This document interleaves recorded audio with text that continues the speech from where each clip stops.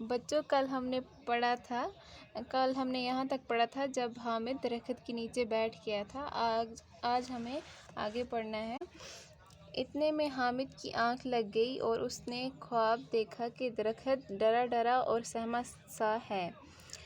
اور تب جب کل ہم نے پڑھا تھا کہ حامد درخت کے نیچے بیٹھا تھا اور اتنے میں اس کی آنکھ لگی، مطلب وہ سو گیا اور اس نے خواب میں دیکھا کہ جو درخت ہے جس کے نیچے وہ بیٹھا ہے وہ ڈرا ڈرا ہے، مطلب وہ ڈر رہا ہے۔ درخت پھر حامد کو بولتا ہے، حامد کیا آپ میرے دوست بنو گے؟ درخت نے حامد کو بولا کہ آپ میرے دوست بنو گے؟ حامد: جی ہاں، کیوں نہیں؟ حامد نے بولا، ہاں کیوں نہیں؟ درخت: تو پھر میری مدد کرو۔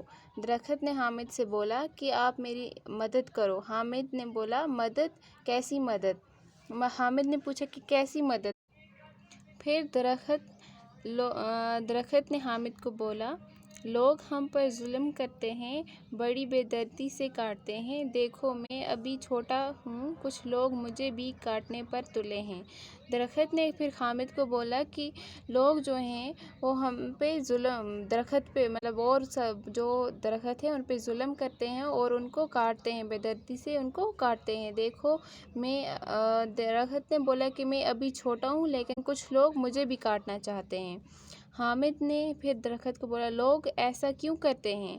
حامد نے درخت سے پوچھا کہ لوگ اگر ایسا کیوں کرتے ہیں، وہ کیوں درخت کو کاٹنا چاہتے ہیں؟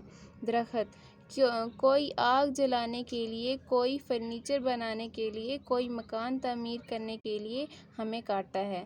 درخت نے پھر حامد کو جواب دیا کہ کچھ لوگ ہمیں آگ جلانے کے لیے کاٹتے ہیں اور